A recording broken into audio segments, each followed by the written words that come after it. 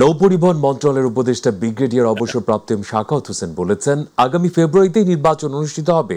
এই নিয়ে উপদেষ্টা পরিষদের মধ্যে কোনো সংশয় নেই। নির্বাচন কমিশন নির্বাচন পরিচালনা করবে।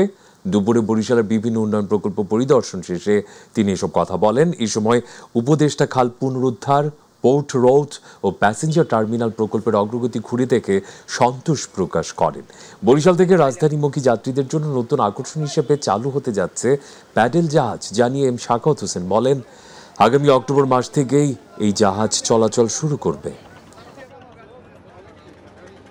এমন আছে যে অত বড় বড় যে কন্ট্রাক্টগুলো আছে সেই কন্ট্রাক্টগুলো মোটামুটি সাইন হয়ে যাবে। এটার মধ্যে যেমন আছে মিরগঞ্জ ব্রিজ, আশা করি আমাকে যে আশ্বাস দেওয়া হয়েছে সেটা ডিসেম্বরের মধ্যে আমরা ওখানে কন্ট্রাক্ট সাইন করতে পারবো এবং ডিসেম্বরের মধ্যে আমরা ওখানে মোটামুটি একটা ভিত্তিপ্রস্তর দিতে পারবো।